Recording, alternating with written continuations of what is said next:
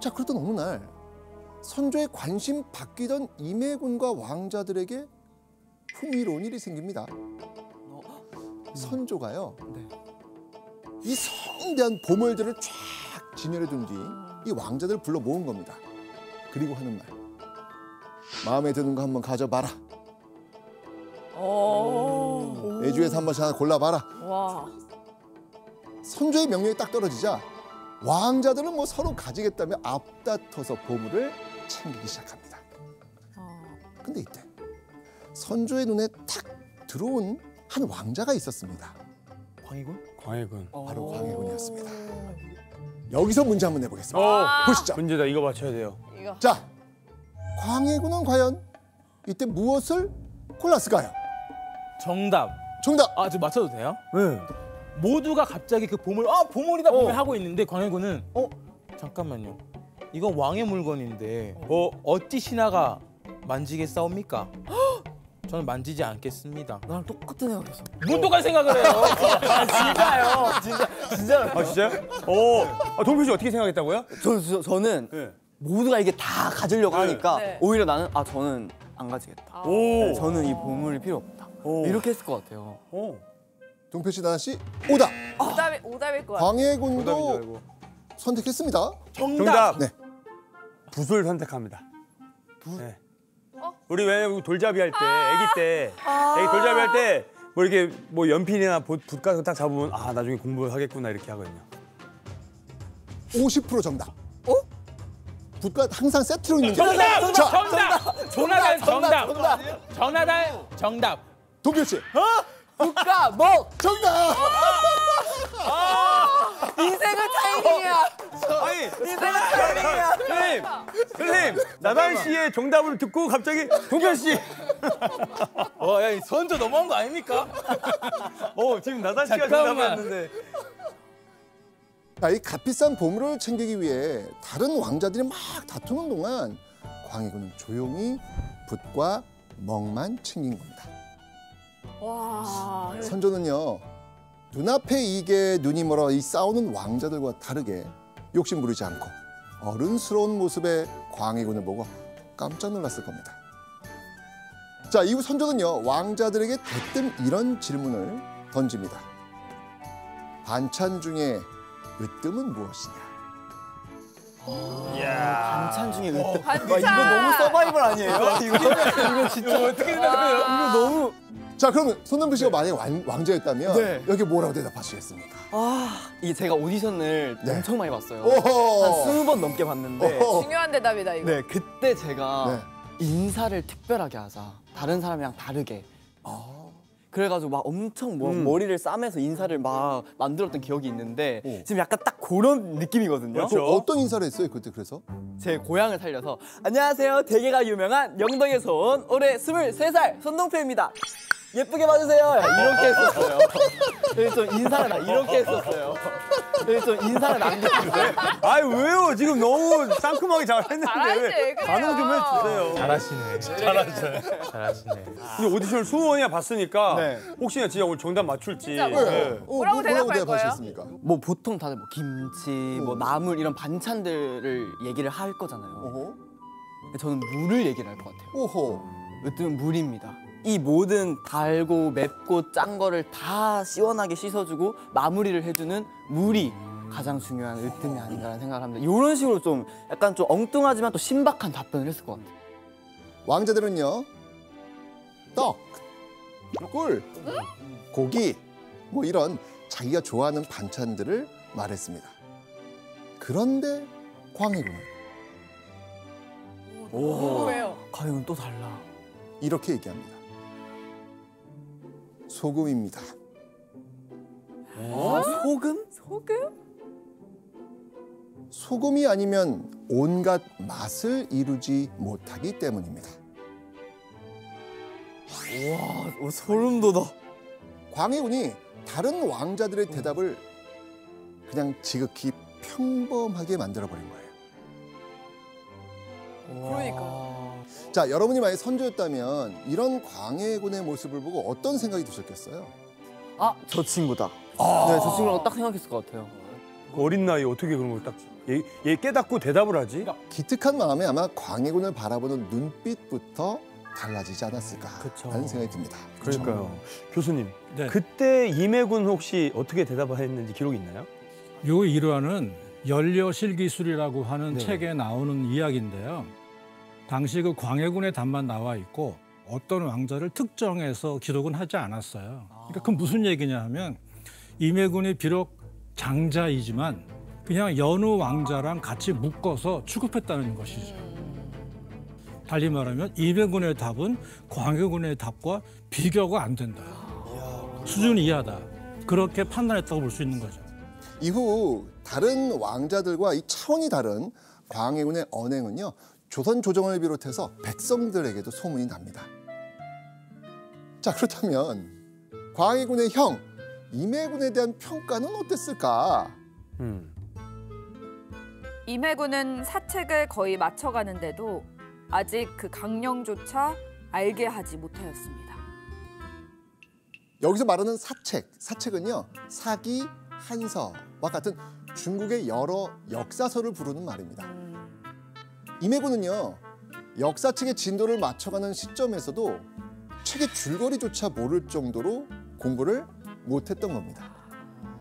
자연스레 이 조정신료들의 관심은 장자 임해군이 아닌 모범생 광해군에게로 향할 수밖에 없었겠죠.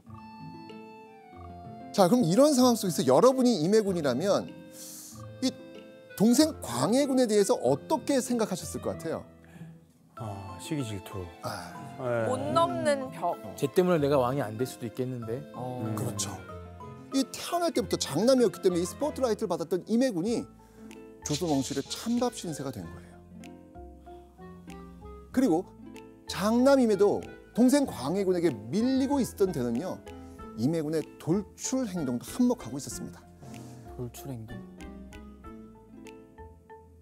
임해군은 연장자로서 가장 횡포하였으므로 조야가 근심스럽게 여겼다. 그러니까 지금하고 비교한다면 사춘기에 접어든 임해군이 비행 청소년이 된 겁니다.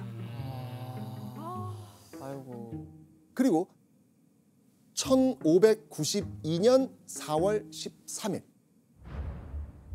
조선의 사상 최악의 위기가 닥칩니다. 바로 임진왜란이 일어난 겁니다. 그리고 임진왜란이 터지고 15일 뒤인 4월 28일 조선의 세자가 드디어 결정이 됩니다. 바로 광해군이었습니다. 와. 일본군이 무시무시한 기세로 수도 한양으로 올라오니까 선조는 한양 도성을 버리고 피난을 가겠다는 뜻을 밝히죠. 이때 조정신료들이 만일의 사태를 대비해 왕세자를 정하셔야 합니다. 라고 제안을 하죠. 결국 비상사태를 맞아 이 신료들의 위세에 눌린 선조는 마지못해 광해군을 세자로 정한 겁니다. 자, 이렇게 되면서 광해군은 결국 형 임해군을 밀어내고 드디어 세자의 자리에 앉게 된 겁니다. 광해군이 세자가 됐다는 소식을 들은 임해군 어땠을까요? 나단이한테 물어봐야 될 것 같아요. 나단이가 어떻게 되는지. 자, 하늘이 무너진 겁니다. 하늘이 무너져요. 하늘이 무너지고 그동안 이 하나하나가 이제 스치는 거죠. 아. 예, 뭐 정답을 얘기했는데 한쪽만 이렇게 들은 순간할지 아니면 뭐 질문을 일방적으로 이제 이쪽에다 할지 그런 것들이 하나하나 떠오르면서 아, 정말 나를 정말 싫어했구나. 왜 싫어했지? 나단이는 한국사 시험까지 막 나는 합격하고. 시험까지 보고 가서 예. 나는 했는데 이유가 뭘까? 역시 예쁘면 단가? 네. 손 놀리면 어떻게 더 잘해야 되지? 이런 것들이 막 생각났을 거예요. 동생 광해군이 세자가 되었다는 소식을 듣고는 어딘지 모를 그 질투심과 그 열등감이 임해군의 가슴 속에서 다시 꿈틀거렸을 수도 있을 거예요. 뭐 아니면 이 난을 피해 어디론가 빨리 피신해야 되겠다. 뭐 그런 머리를 굴리고 있을 수도 있겠죠. 그런데 갑자기 내려진 아버지 선조의 명령을 듣고 임해군의 머릿속이 새하얗게 변하고 맙니다. 왕자를 여러 도에 나누어 보내 근왕병을 불러 모아 회복을 도모하게 하고 임해군은 함경도로 가게 하였다. 함경도? 왕자들에게 여러 도로가 이 왕실의 충성을 다할 군인, 즉 근왕병을 모집하라는 거였죠. 근데 교수님 왜 왕자들이 근왕병을 모집하러 가는 건가요? 이게 당시는 왕조 국가잖아요. 네. 지금 왕조에 큰 위기가 닥치면 왕의 분신이라고 할 수 있는 왕자들을 보내야지 백성들이 볼 때 아, 우리 왕이 아직도 나라를 구하기 위해서 힘써 뭐 준비하는구나. 그렇게 민심을 규합할 수가 있거든요. 그래가지고 국난 극복을 하기 위한 비상시국을 맞아서 왕자들을 지방에 내려보낸 거죠. 자, 그런데 이때 임해군이 빈정상하는 일이 생겨요. 빈정상하는데? 선조가 21살 임해군과 13살 순화군 단 2명만 파견했다는 겁니다. 반면에 이미 성년이 된 15살 신성군, 13살 정원군은 선조 자신을 수행하게 합니다. 그러니까 이 선조의 편애, 사랑 때문에 임해군과 순화군 두 사람만이 울며 겨자 먹기로 함경도까지 등 떠밀려 가야 됐던 것이죠. 아, 너무 서럽다 진짜. 의지로 간 것도 아니고. 그런데 임해군이 함경도로 떠나고 5개월 뒤 조선 조정에 충격적인 소식이 전해집니다. 임해군과 순화군 및 제신 대여섯 명이 모두 사로잡혔다. 사로잡혔다. 임해군과 순화군이 일본군의 포로가 됐다는 겁니다. 1592년 5월 27일 임진강 방어선이 무너지면서 일본군의 한 부대는 함경도로 진입하죠. 그런데 이때 회령의 백성들이 몰려와 이렇게 말하죠. 저희가 성을 지키겠습니다. 성문을 잠그고 왕자들을 지키겠다며 길을 막아선 겁니다. 그리고 잠시 후 놀라운 일이 벌어집니다. 마침내 객사를 포위하고 두 왕자 및 부인, 여종, 노비 등을 잡아 모두 결박하고 마치 기물을 쌓아놓듯 한 칸 방에 가두었다. 아니 지킨다고 거짓말한 거예요? 백성들이 돌변한 거예요. 오. 백성들이 돌변해서 왕자 일행을 포위한 뒤 꽁꽁 묶어 방에 가둬버린 겁니다. 근데 그렇게 할 수가 있나? 왕자인데? 그러니까요. 교수님, 그래도 조선의 왕자잖아요. 근데 백성들은 왜 왕자를 그렇게 넘긴 거예요? 임해군이 순화군을 데리고 함경도에 들어갈 때 그 맡은 바 임무가 있지 않습니까? 근데 임해군이 지금까지 어떻게 살아왔어요? 막 살았어요. 권력을 유지해서 뺏는 거 잘하잖아요. 네. 그러니까 군대를 모으고 군비를 공출한다는 핑계 삼아서 개인적으로 수탈을 많이 한 것으로 알려져 있어요. 그러니까 함경도 백성들이 볼 때는 기분이 안 좋고 그럴 바엔 차라리 붙잡아서 포로로 넘기면 일본군으로부터 상을 받을 거 아닙니까? 이제 뭐 그냥 2판 4판이다 약간 그렇죠. 이런 느낌이군요. 임해군은요. 마국간 단칸방을 전전하면서요. 24시간 내내 감시받고 생활하게 됩니다. 게다가 전쟁 중이라 먹을 것이 없어 쫄쫄 굶는 날도 많았죠. 자, 우리 동표 씨가 만약에 임해군이라면 이때 어떨 것 같아요? 엄청 분할 것 같아요. 태어나자마자 권력을 가지고 태어났잖아요. 근데 거기서 갑자기 쭉 추락해서 마루간 신세. 또 백성에게 떠넘겨 간 거니까 더욱 그 분함이 크지 않을까요? 그렇죠. 자, 임해군은요. 언제 목숨이 끊어질지 모른다는 그 두려움에 떨면서 하루하루 고통 속에서 살았을 겁니다. 자, 근데 이 소식이야 선조의 귀에도 들어갑니다. 이전까지 그 사고 뭉치의 기행만 일삼는 왕자들이었다고 해도 선조의 마음 불편했겠죠. 이후 일본군은요. 임해군과 순화군을 빌미로 해서요. 조선 조정에 협상 조건을 전달합니다. 조선이 땅을 떼어 강화하면 왕자도 되돌려 보내고 군사도 파하겠다. 그러니까 조선이 땅을 떼어 주면 왕자들을 어떻게 하겠다? 풀어주겠다. 돌려 보내주겠다는 거예요. 당시 일본군이 요구한 땅이 정확한 기록으로 남아있지는 않습니다. 하지만 이후 이루어진 협상 기록을 보면요. 아마도 하삼도 일대, 지금의 충청, 전라, 경상도 일대를 말하죠. 일본군은 조선의 왕자 임해군과 순하군이 포로로 그 정도 가치가 있다고 본 거예요. 그런데 이때 조선 조정 대신들이 입을 모아 반대합니다. 선조 또한 이 협상은 절대 받아들일 수 없다라고 합니다. 이때 임해군은 어떤 심정이었을까요? 아 그냥 울었을 것 같아요. 바로 반대한 거잖아요. 와 내가 이 정도밖에 안 됐구나. 그 영화 같은데 드라마에 딱 나오잖아요. 진정 아버지가 그렇게 말씀하셨다며. 맞아. 진짜 아버지 입에서 그 말이 나왔냐 막 믿을 수 없을 정도의 자식인데 자식을 버린 느낌이잖아요. 자, 이게 이렇게 되면서 임해군의 기약 없는 포로 생활이 8개월째 이어집니다. 자, 그러던 1593년 2월 20일 임해군은요 뜻밖의 인물을 일본군 진지에서 만납니다. 바로 명나라 장수들에게 길 안내를 한 향도장 최우라는 인물입니다. 최우. 전쟁이 장기전이 되니까 명나라와 일본이 회담에 나섰고요. 명나라 장수들에게 길 안내를 해주기 위해 최우가 참여했던 겁니다. 그동안 자신의 과오를 반성하는 걸까요? 임해군은요 최우와 인사를 나누고 한동안 말없이 눈물을 흘립니다.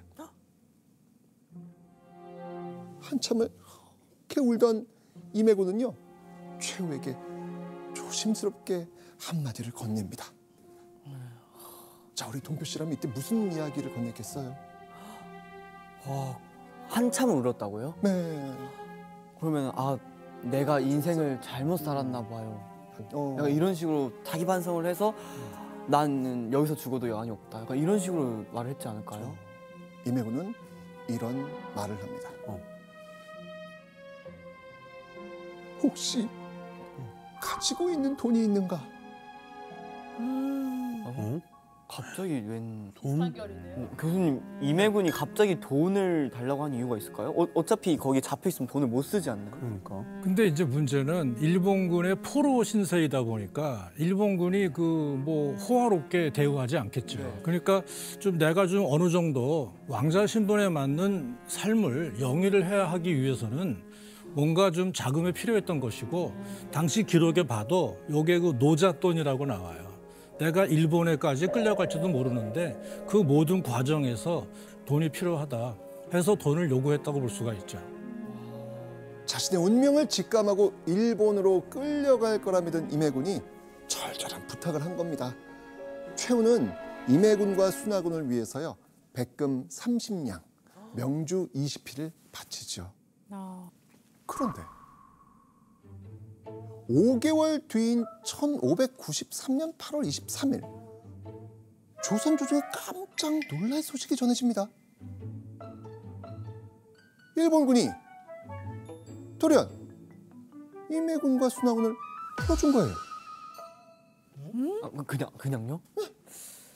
그 당시 일본 쪽에서 볼 때는 이 임해군을 내세워서 땅을 좀 떼어 갖고 싶어 했는 그런 마음이 있었는데 조선 조정이 이런 제안에 거절해 버렸죠. 또 한 가지는 이미 그 행주 대첩에서 패하고 일본군이 경상남도, 전라남도, 남해안 쪽으로 거의 퇴각한 상태였어요. 그러니까 일본군으로 볼 때는 이제는 이용 가치가 거의 없어져 버린 거예요. 그렇다고 해서 분풀이로 왕자를 죽인다는 거는 그 후폭풍을 감당할 수가 없거든요. 그러니까 선심 쓰는 채 하면서 풀어준 거죠. 아우 얘다 가져가 다시 가져가 이거니까 돌아가라 그래. 약간 이런 느낌으로. 난 뭐지 했을 것 같아요. 자, 그렇게 약 1년 만에 이용 가치가 없다는 이유로 포로 임해군과 순하군은 조선의 품으로 돌아올 수 있게 됩니다.